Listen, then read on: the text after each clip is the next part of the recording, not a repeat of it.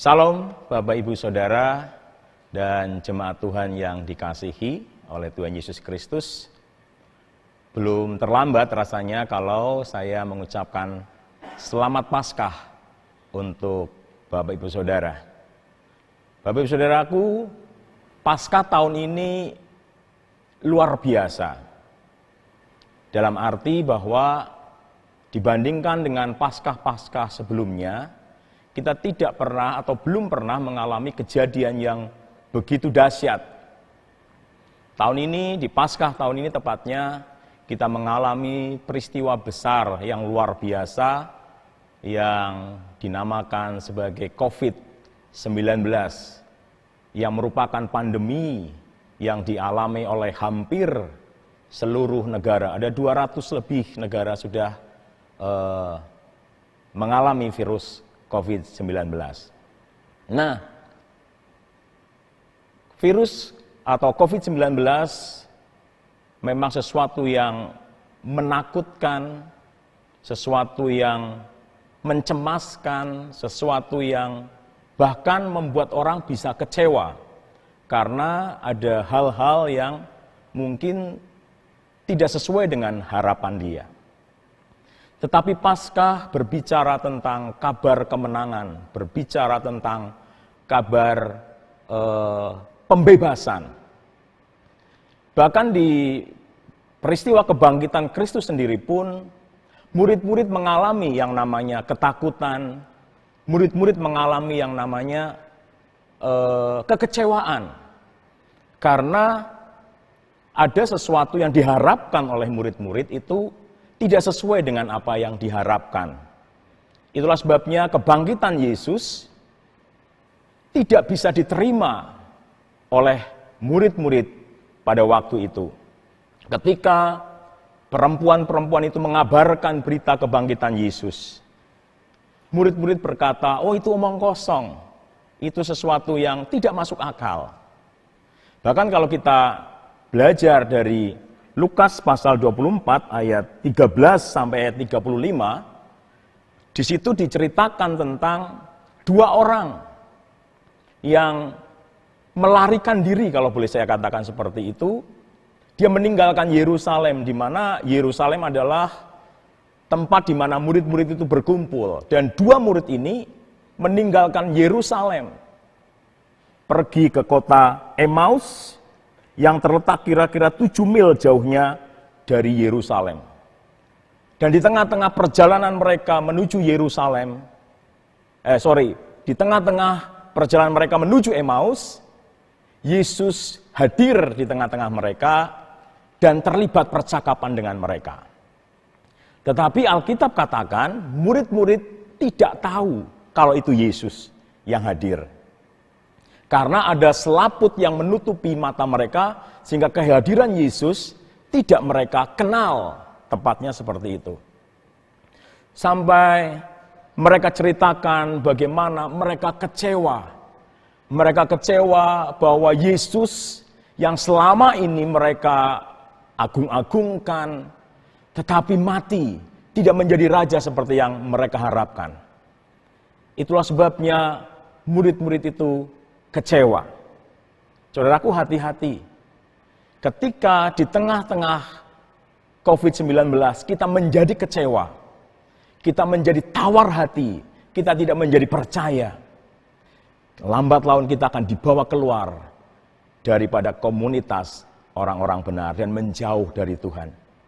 Tetapi yang luar biasa, Bapak Ibu Saudara, menjelang mereka sampai ke Emmaus, akhirnya Yesus singgah di rumah mereka dan ada kejadian yang luar biasa.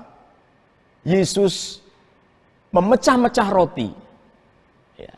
Yesus membuat perjamuan dengan mereka, dan ketika mereka mengalami ini, mata mereka terbuka dan Yesus langsung lenyap dari hadapan mereka. Dan salah seorang berkata, "Bukankah hati kita berkobar-kobar ketika dia berkata-kata dengan kita?"